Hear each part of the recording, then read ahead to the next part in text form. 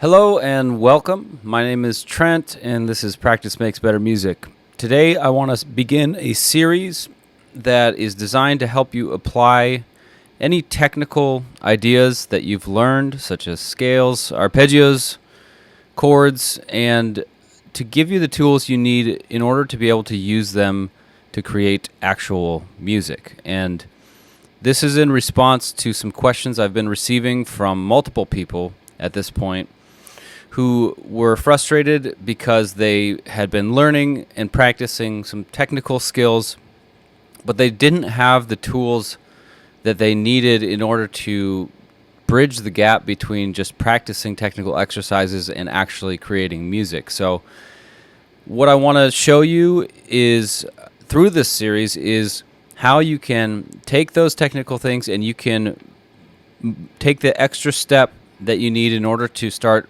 improvising, whether you want to be a soloist and be able to play cool, great guitar solos.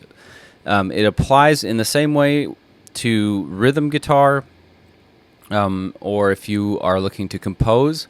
All of this stuff is very interrelated. So we're going to talk about the most foundational principles, and I'm going to be building through this series to build complexity and introduce new concepts that are going to really help you start to create interesting music out of the patterns that you may already know.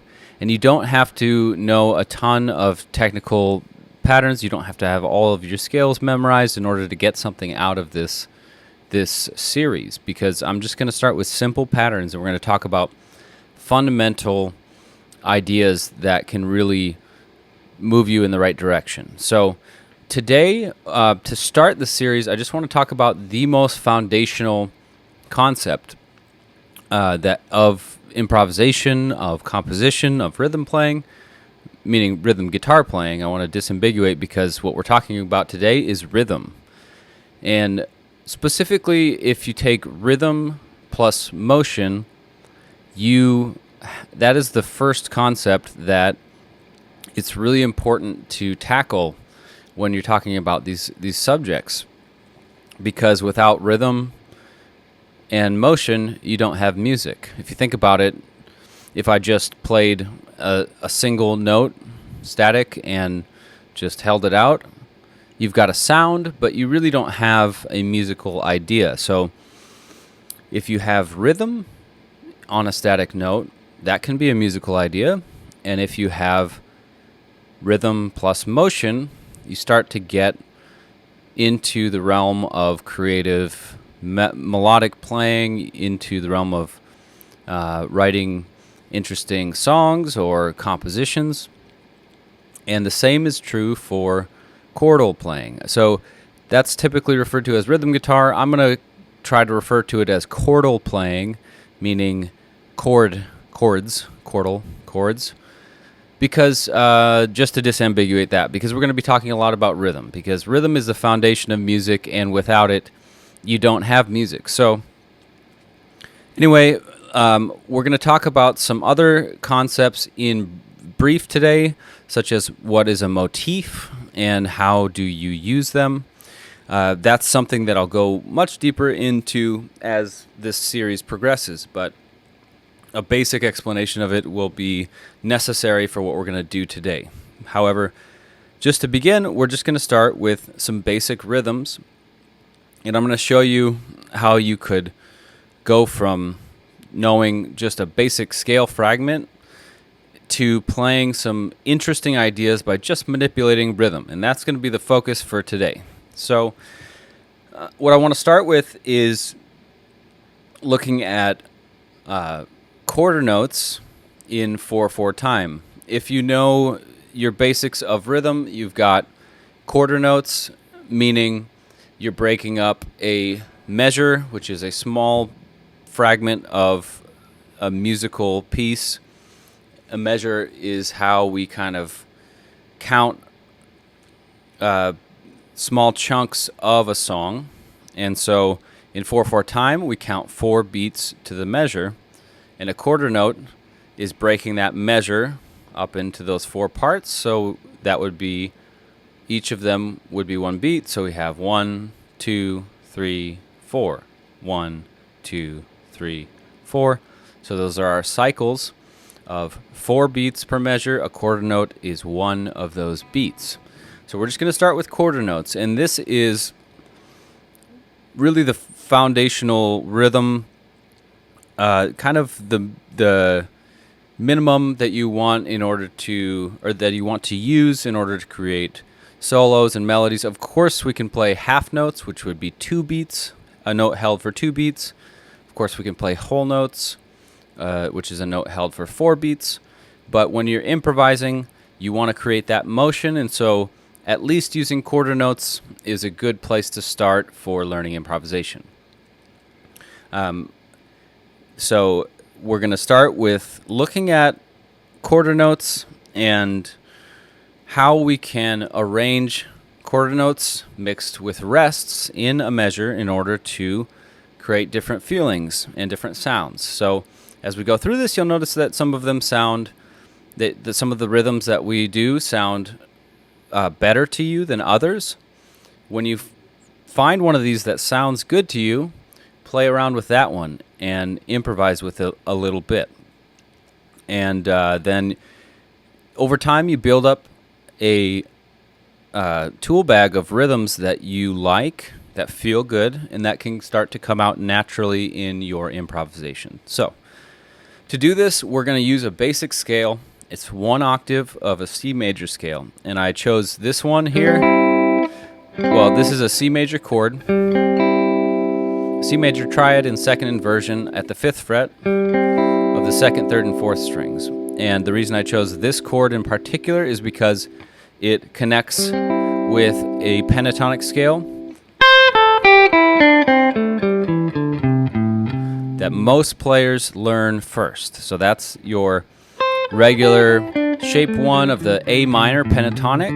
And if you know your music theory, you know that A minor and C major are 2 different ways of looking at the same set of notes. So C major pentatonic and A minor pentatonic are the same thing, same set of notes. The difference usually comes in how you're accenting and how you're emphasizing which note. So if you're emphasizing more of the C note, you've got more of a C major kind of sound. If you're emphasizing more of the A, you've got more of an A minor kind of sound.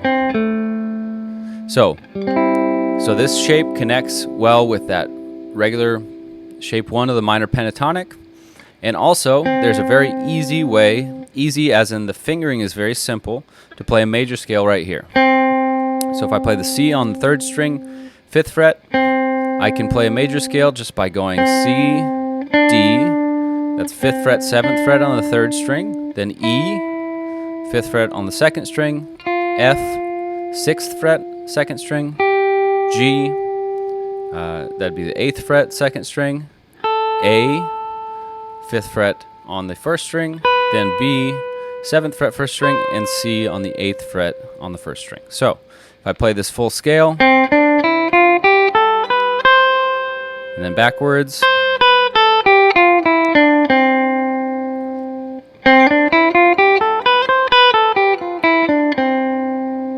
it would be helpful if you have your guitar in your hands to do that a few times.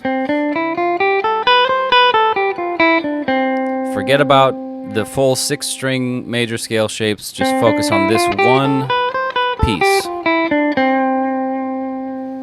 Because minimizing the amount of information that you're trying to deal with when you're trying to master other concepts like rhythm is super helpful and can help focus you in the right direction. So we're going to start with that scale, and we're going to start with quarter notes. So I'm going to put on my headphones here so I can hear the metronome. If you don't have a metronome, get a metronome app. The metronome is an indispensable tool for improving your rhythm and practicing. So you should be practicing with a metronome, especially when you're doing the exercises and the types of things we're going to be talking about today, because you can get off into your own rabbit trails where you're veering off and speeding up and slowing down. And one of the most important foundational pieces of music is of musical skill is being able to hold a steady beat.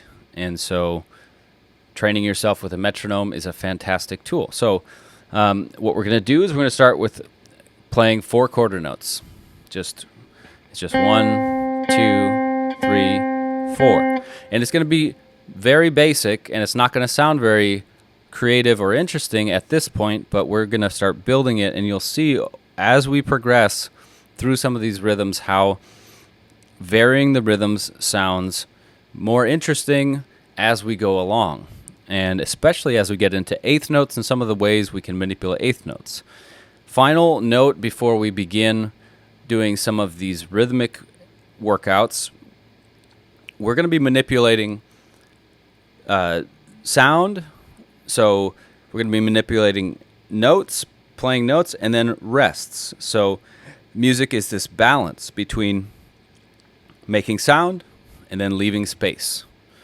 And sometimes you leave more space than others, sometimes you leave less, but always space and rests provide a very important counterpoint to the notes that you're playing. My phone was not on silent. Okay, now it's silenced. So, like I was saying, you have notes and you have rests, and these together allow you to create musical ideas. And so we'll start playing with that. So I'm going to put on the metronome, and we'll start with just playing 4 quarter notes on the note C, and then we'll start adding some motion.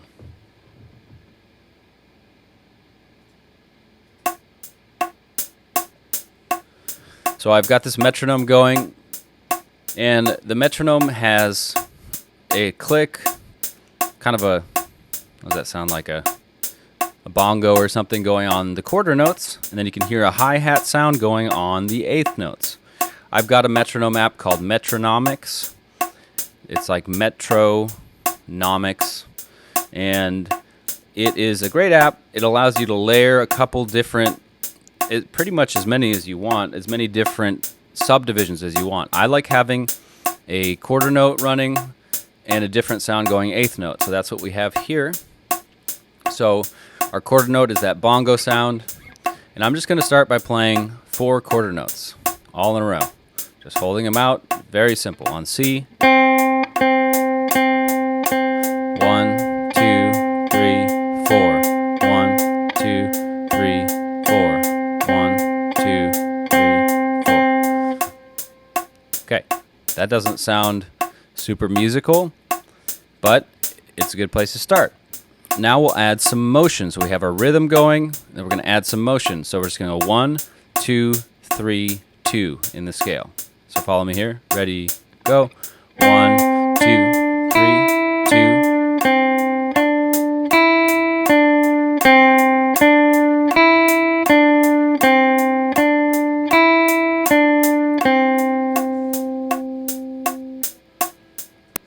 Okay, so that's a basic idea. Here I'm going to bring in one more concept called a motif. Motif means a small musical idea. So in this case, my motif was this. 1, 2, 3, 2. And notice that with motifs, there's always a rhythmic element. And my motif here was a very basic rhythm, just quarter notes. And my motion element, which is the other element of a motif, was to move up, 1, 2, 3, and then back down, 2. So I can take this same motif, and I could start it from different places of the scale. So I'm going to start it from the first note of the scale, then I'm going to start it from the second note of the scale, then the third note of the scale, and then back to the second note of the scale. So we're going to take this motif, same exact rhythm, and apply it to different starting points. Now we're getting into somewhere that's stepping us slowly closer to playing some more interesting musical ideas. So let's do this. I'll turn on the metronome. So here we'll start from the first note again. 3, 4. then the second note, third note, second note, and resolve. I'll do that one more time, and hopefully you can follow along and play this with me. 1, 2, ready, go.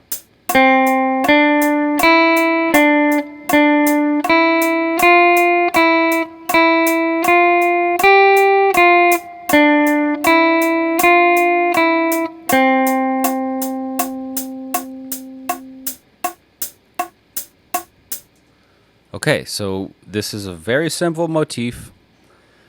Motif, small musical idea that you can repeat and you can develop. Development is another important word that means you're taking an idea and you're altering it. You're changing it in order to create tension and then resolution. Resolution is another important idea.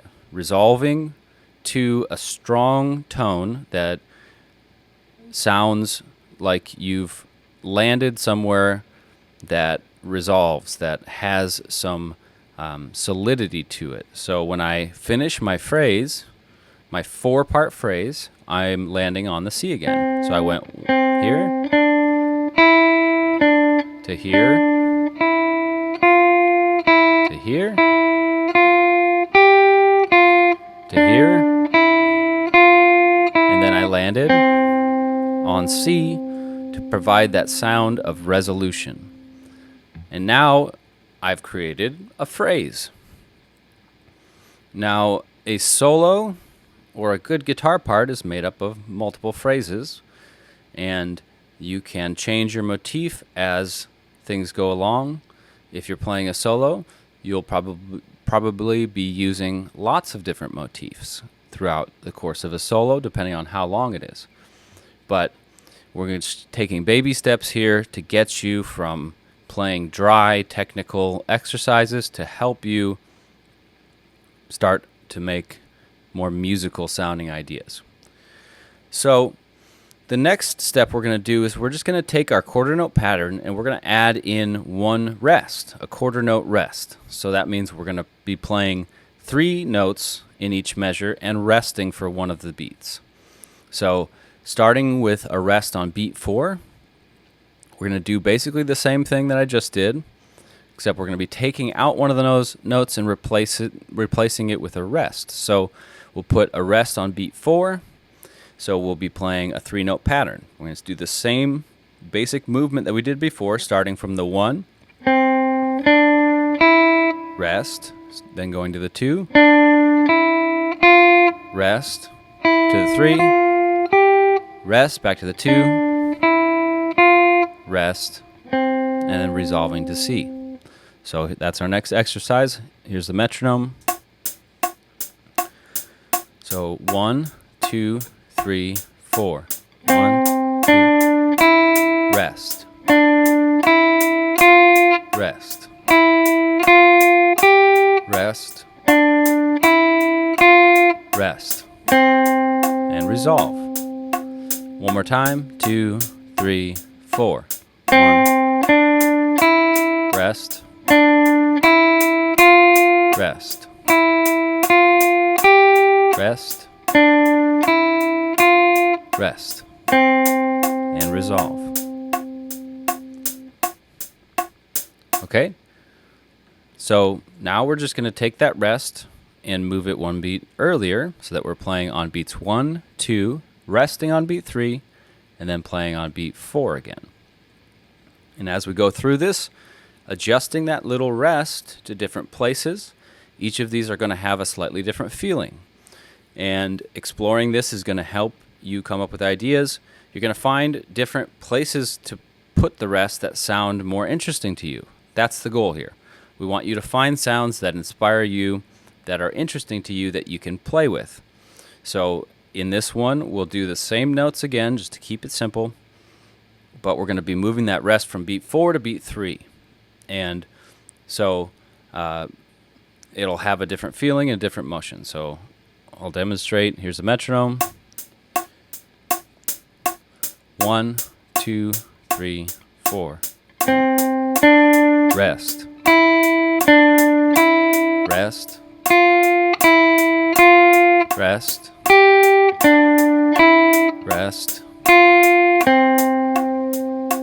So again, 1, 2, 3, 4. 1, 2, rest. 4, 1, 2, rest. 4, 1, 2, rest. 4, 1, 2, rest. 4, 1.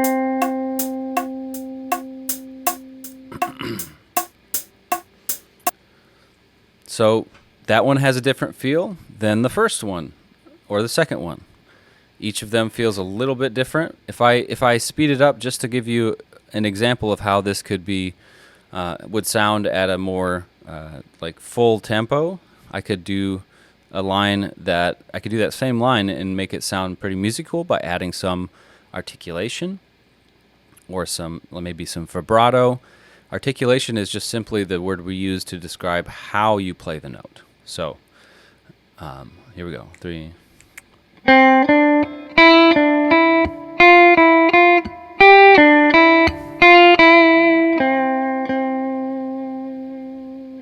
Or I could do it with some bends or some slides.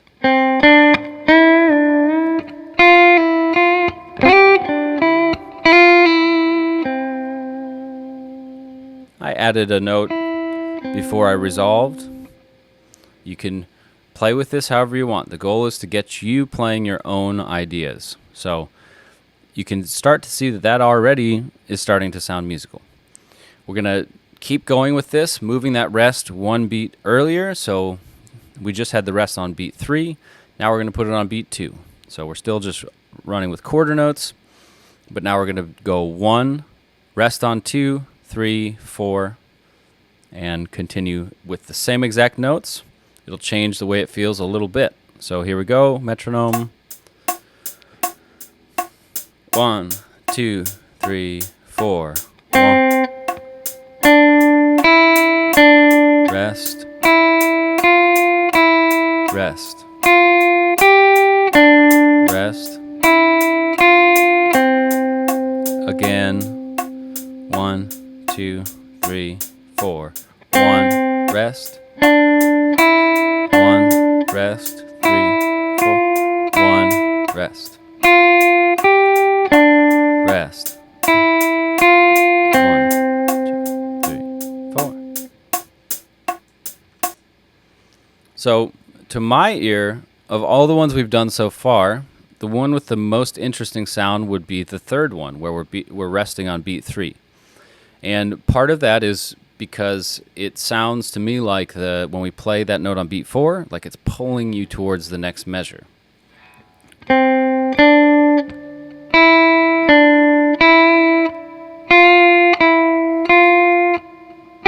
And so on. That one caught my ear more than the others, but maybe one of the other ones has caught your ear more. We're going to now continue by moving that rest to beat 1. So we'll rest on beat 1 and then play on beats 2, 3, and 4. Same motif, just altering it for this new rhythm. So 1, 2, 3, 4, rest. Rest, 2, 3, 4, rest. 2, 3, 4, rest. 2, 3, 4, 1. Again, 2, 3, 4, rest. 2, rest. 2, 3, 4, rest. 2, 3, 4, rest. 2, 3, 4, 1.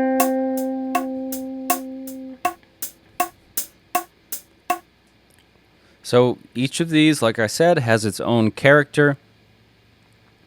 And if you are playing with this and you want to make it a little more interesting, maybe you are feeling like this is going a little slow, just turn up the metronome. I'm at 80 beats per minute here, which is a great starting point. You can speed up the metronome and try these rhythms and see how it sounds to you at different tempos. It's a great idea to practice at fast tempos, slow tempos. generally speaking, practicing slowly is very good for your playing. If you want to learn to play fast, you need to practice slowly with precision. That way, over time, your hands will not be fumbling when you're trying to play something faster. So practicing slow is really important, and especially as you're just trying to get into some of these ideas that we're talking about, you want to practice slowly. So we're going to do one more development on this quarter note idea before we hit some eighth note ideas. So we're going to add another rest. So we'll be playing only two quarter notes, followed by 2 beats of rest. And then we'll move those rests around just like we did with the single rest. So the first one is we're just going to play 2 notes. So now our motif is going to be trimmed back to just a 2-note motif.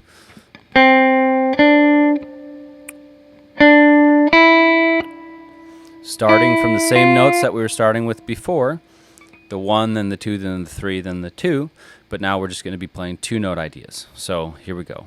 So 1, 2, 3, 4. 1, 2, rest, rest. 1, 2, rest, rest. 1, 2, rest, rest. 1, 2, rest, rest. Resolve. Again. 1, 2, 3, go. 1, 2, rest, rest. 1, 2, rest, rest. 1, 2, rest, rest. 1, 2, rest, rest, resolve. So next we're going to take those 2 rests, put them in the middle of the measure. So instead of beats 3 and 4, we're going to rest on beats 2 and 3. Same thing, but with that alteration of moving the rest to the middle of the measure, beats 2 and 3. 1, 2, 3, 4.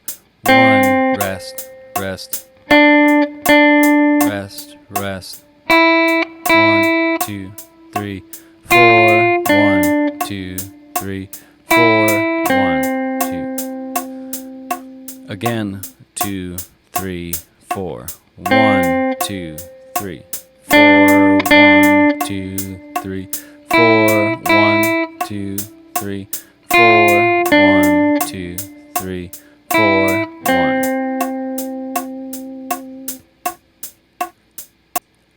And lastly, for quarter notes, we're just going to move those rests 1 beat earlier, which gives us a rest on beats 1 and 2, and playing on beats 3 and 4. And then we'll talk about mixing and matching different rhythms together to create more interesting ideas. 1, 2, 3, 4. Rest, rest. Rest, rest. 3, 4. Rest, rest. 3, 4. Rest, rest. 3, 4. 1, 2. Again. 1, 2, 3, 4. 1, 2, 3, 4. 1, 2, 3, 4. 1, 2, 3, 4. 1, 2, 3, 4. 1.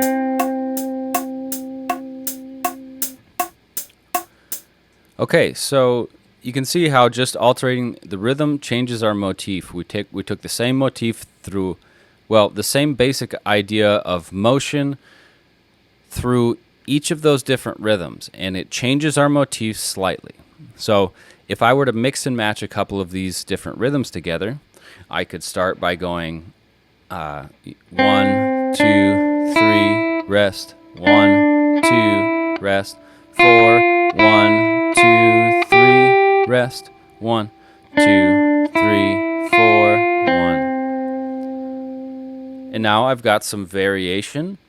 I'm still using a similar motif on each of them, but the rhythm is being slightly altered, so now I'm getting in the terrain of creating an interesting idea. It still sounds very basic. That's fine. We need to start basic in order to really understand these concepts and to be able to let them come out in our playing. So, and just to kind of connect it back to something I said earlier, soloing is interrelated with chordal playing and with composition, all of these things are relying on the same ideas of rhythm and motion. They just happen in different ways. So when you're playing a chordal part, you're playing rhythms, and creating motion really enhances your chordal playing. You can, of course, play the same chord over and over again on a rhythm. That works fine. But a lot of times, even when you're playing just open chords, if I'm playing a C chord, I'm most of the time not just playing something like this. I'm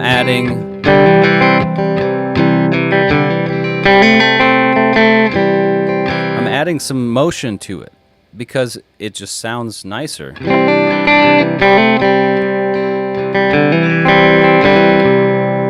So these ideas of rhythm and motion are extremely fundamental, and they are the basic building blocks that are going to help you do all of these things better.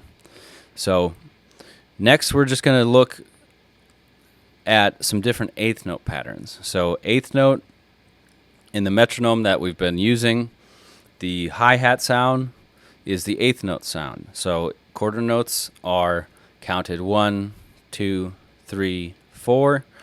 Eighth notes are counted with an and. So you're counting the space in between each of the beats. So you say 1 and 2 and 3 and 4 and 1 and 2 and so on. So we're going to do a similar thing. We're not going to go through every possible permutation of moving that rest like we did with the quarter notes, because I think that would just take too long.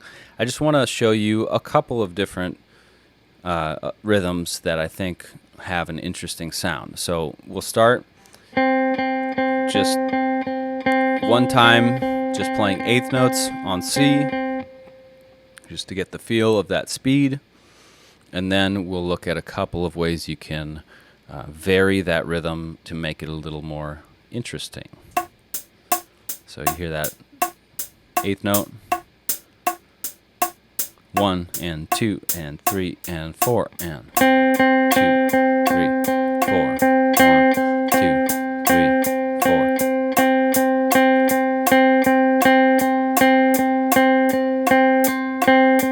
The best way to do this, picking wise, is just to go down, up, down, up, down, up, down, up, down, and keep your downs on the quarter notes.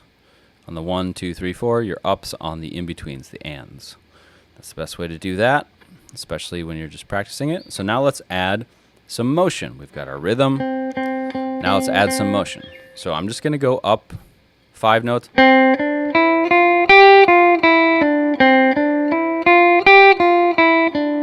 just going to do basic sounding scale run, going 1 to 5, back to 1, and this will loop around nicely because we'll hit the 1 back on beat 1 of each measure. So I'll do this a few times.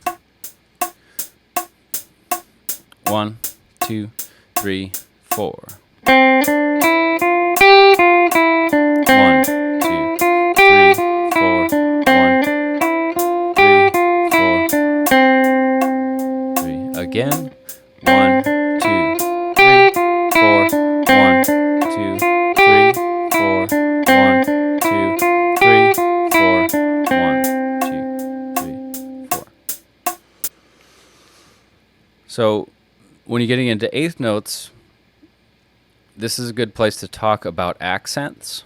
So accents are where you play a note a little more pronounced in order to accent it.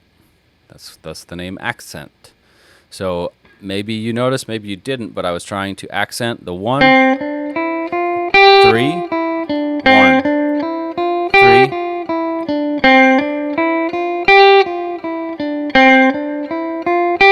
So in between notes, I'm playing a little softer. And variations in how hard you play notes or how loud you play them is a very important piece of making a musical sound. You don't want it to sound like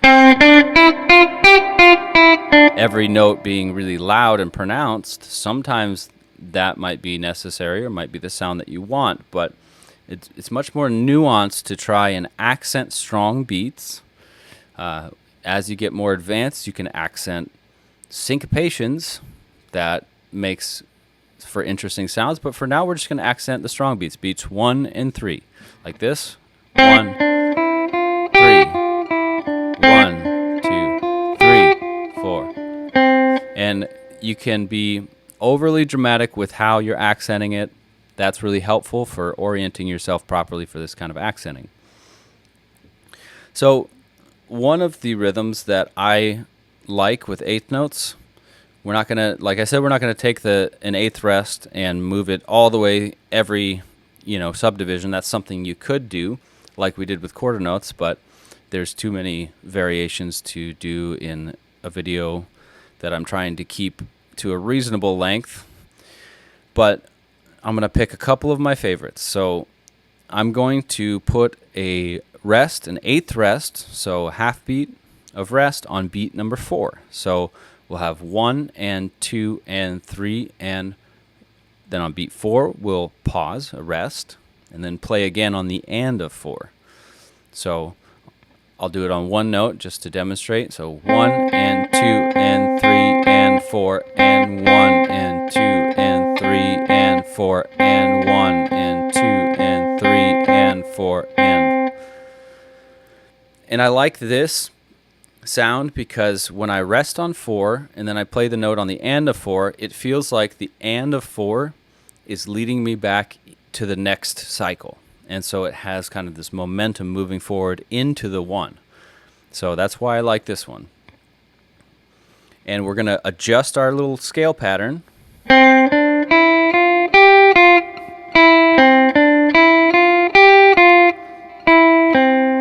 By omitting one note on the way back down. So we'll go 1, 2, 3, 4, and I'm speaking in the scale tones now. 1, 2, 3, 4, 5, 4, rest, 3, then skip the 2 because we've added a rest, then we're going to go back to the 1 to recycle this pattern. So here we go. 1, 2, 3, 4. 1 and 2 and 3 and 4 and 1 and 2 and 3 and 4 and 1 and 2 and 3 and 4 and 1 and 2 and 3 and 4 and 1. One more time. 2, 3, 4. 1 and 2 and 3 and 4 and 1 and 2 and 3 and 4 and 1 and 2 and 3 and 4 and 1. So that's one rhythm.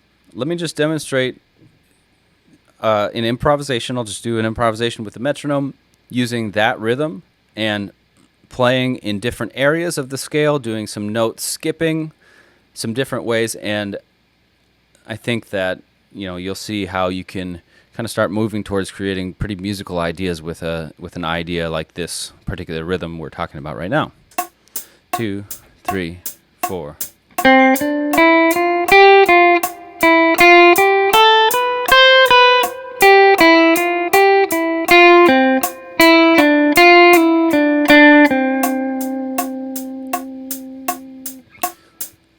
So that's a 4-part phrase. It's helpful to think about phrases in groups of 4 because that feels well-rounded, and a lot of the music we play is based on groupings of 4, beats of 4, but then also 4-measure groupings. If you take a 12-bar blues, 12 bars is 3 groups of 4. And like a 12-bar blues, which you may know that pattern, it can be broken down into those 3 groups of 4 measures, each one kind of having its own cycle. And so thinking of phrasing in 4-bar patterns is a really great place to start. So we'll look at 2 other rhythms where we're shifting this eighth note rest around. We're going to look at putting the rest on beat 3 now. So we've moved it from beat 4 to beat 3, and that'll be 1 and 2 and 3 and 4 and 1 and 2 and 3 and 4 and And we'll use the same 5-note scale pattern, but this time it's going to be a little bit different. Again, we're going to be skipping from the third back to the 1 at the end to restart the pattern. So 1 and 2 and 3 and 4 and 1 and 2 and 3 and 4 and 1 and 2 and so on. So let's do it with a metronome. 2, ready, go. 1 and 2 and rest and 4 and 1 and 2 and rest and 4 and 1 and 2 and rest and 4 and 1, 2, 3, 4. Again, this has a momentum pulling back into the beginning of the next measure. And that rest, just a well-timed rest, can really break up the monotony of playing on every subdivision, every beat, every eighth note. So moving that to different places creates some interesting differences in the way the rhythm feels. So that is one more place we can do it. And then we'll do the final one, and that will be putting the rest on beat 1. So this is the last one we're going to do for today. Like I said, this is going to be the beginning of a series where we're just going to we're going to dive deep into these ideas, and hopefully throughout the series, each step of the way, you can follow me and gain some insight into how you can start bridging the gap between just dry practice, just practicing a scale and wondering, how do I actually use this, to sitting down and coming up with creative ideas that are inspiring for you and fun, because music is fun. And I'll tell you that the most fun I ever always have had in music is by being able to sit down and improvise, be creative with it. Improvisation and composition are very similar. They're very related. So if you want to compose a song, you're going to be using these same ideas. You're just going to be doing it at a much slower rate. Improvisation is something that happens in real time, in the moment of a song, where you just start to play with some ideas of rhythm, manipulating rhythm and motion, like we've been talking about.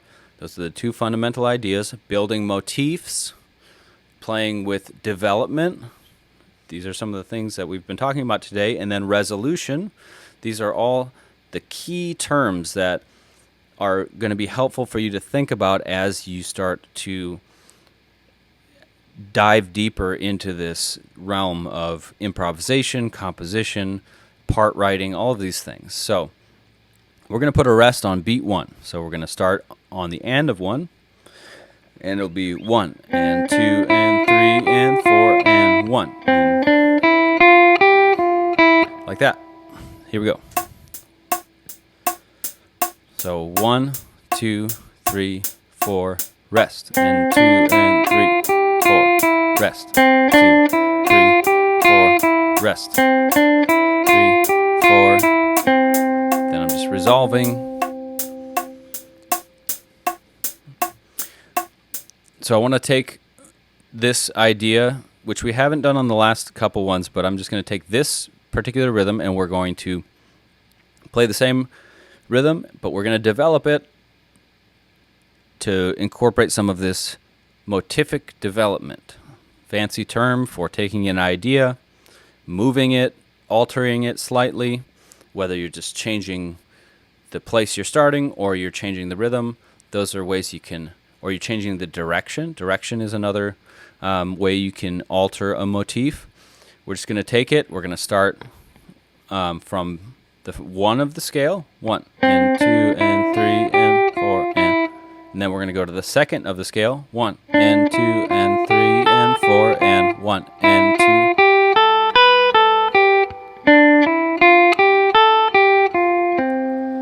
2. So we're going to follow the same structure as we did with the quarter note exercises. We're going to start the motif from the 1 of the scale, then we're going to start from the 2 of the scale, then we're going to start from the 3 of the scale, and then we're going to go back to the 2 of the scale and then resolve to the 1. So I'll just do it real slow without the metronome once.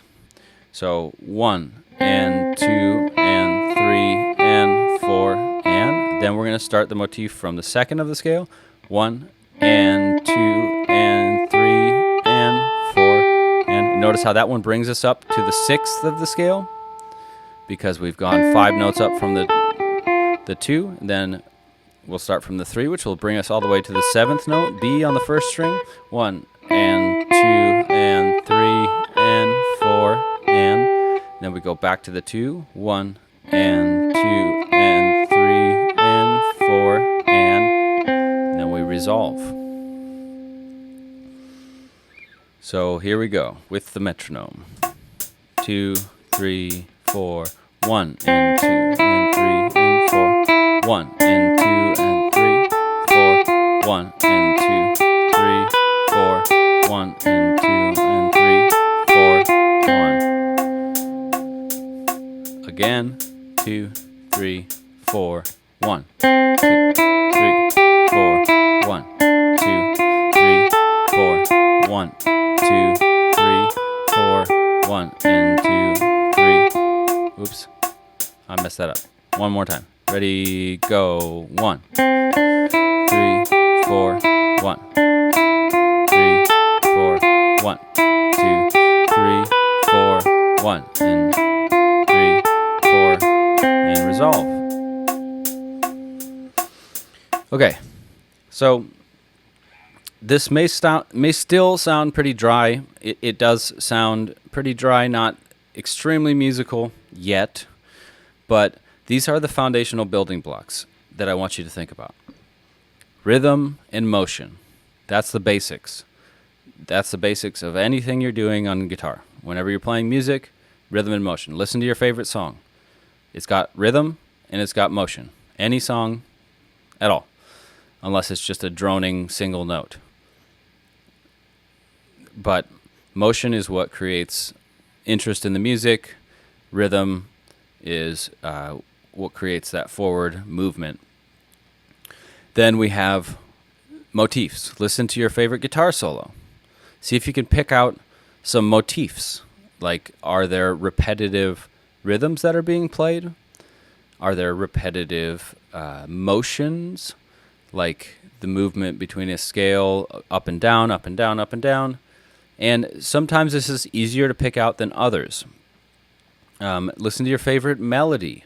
Melodies, the human voice is the ultimate instrument for learning how to do this. Listen to how people sing. Listen to the motifs present in vocal melodies. One really nice melody that I like to think about when I think about motifs is an old song, very famous, Yesterday by the Beatles, that has some beautiful motifs in it. And the entire first melody of the verse is there's a repetitive motif with some movement in between. I'll play that real quick just so I can kind of point out where these motifs are, just to kind of hammer this idea home. So the melody goes, and that's a motif. 1, 2 and 3 and 4 and 1, 2 and 3. There's the motif again, just slightly delayed. The second part of it slightly delayed. The beginning was 1 and 2, 3, 4. Then we have a little travel in between. 1, 2, 1, 2 and 3. But it's the same basic motion motif, so you can hear that hopefully. 1 and 2, 3, 4. 1, 2 and 3 and 4 and 1, 2 and 3, 4. And if we keep going, 2 and 3 and 4 and 1, 2 and 3. There's that motif again. So we've had it here. And then the little walk up in between, ba ba ba ba ba ba ba ba ba. There's a slightly altered motif. The rhythm is slightly changed. Ba ba ba ba ba ba ba da da. There it is again. And then the end. Here's the motif again. Ba da da. So it started as ba da da. And then each other time it's ba da da da da da da da da da da Da da da da da da da da. Very simple motif, but it's gorgeous. It's absolutely beautiful. Got very simple motion. It's a 2-note motif. There's some connecting lines in between, but without that motif, your ear wouldn't gravitate towards that melody. It's the repetition that really grabs your ear about it. So that's a great melody to learn. Transcribing melodies and vocal parts is a fantastic way to improve your skill in this area. So that is all I'm going to cover for today. I just want to reiterate, I know I've said this a bunch of times so far, but I just want to reiterate some of these terms. We've got rhythm and motion. We've got motifs, a small musical idea that you can repeat and develop. Development is another term. Altering an idea in order to create forward motion over time. And then we have resolution. Just like the melody I just played yesterday, the resolution, it doesn't resolve to the 1, it resolves to the 3 of the chord, which is a strong tone. It doesn't completely resolve. It has a little bit of a hanging feeling against like maybe resolving to the 1, but it does have a resolution to it. It's not resolving to the 4, which would sound weird. Sound like kind of tense and unresolved. So it resolves to the 3 of the chord. So this is important. So we've got rhythm and motion, we've got motifs, we've got development, we've got resolution, and I believe that is all of the different terms that we covered today. So, again, this is the beginning of a series that's going to be looking more deeply into these concepts. We're going to develop them and help you go from wherever you're at now to being a fluent improviser and a fluent creator of parts, whether that's melodies, if you want to write melodies, if you want to write great chord parts, all of the aspects of being a well-rounded guitar player, they start with these concepts. So this was lesson 1 of the new series. I will be trying to release 2 videos per week. There may be some other topics that I want to cover that aren't directly related, so won't be a part of the series. That'll be in videos coming out. But for the most part, I'd like to build this out into a series that goes as however long it needs to go in order to help as many people as possible to bridge that gap. So this is, like I said, it's in direct response to some questions I've gotten from people that have gone through my course. I've got a course, like I just mentioned, on my website. It's called Guitar Synergy, and it goes really deep in some of the patterns of the neck. And one of the critiques I got, which I think was a fantastic critique, was that I showed all sorts of all of the patterns. My goal in that course was to show all of the connection between different chord patterns on the neck. And I think I did that successfully. However, I didn't include a ton of ways to apply it. How do you use that information in a musical setting? And that is my goal with this series here. So I hope that you've got something out of this, and I hope that you continue to come back to see where we can go with this idea so that you can become a more fluent guitar player and more fluent in the language of music. If you have any questions, please email me. I've been getting emails from a lot of you, and I really appreciate it. I'm happy to answer your questions. My goal with doing this is to help you develop as a guitar player, and that's something that brings me great joy. So if you've gained something from this and you just want to leave me a comment or send me an email, or if you have specific questions, please reach out. I'm reachable at Trent@practicemakesbettermusic.com, and I'd love to hear from you. So until next time, practice hard, play with some of these ideas, and try to enjoy yourself. Try to create something musical out of what we've talked about today. Spend some time with your metronome, playing with these ideas, and trying to develop them a little bit further. And I'll see you in the next lesson.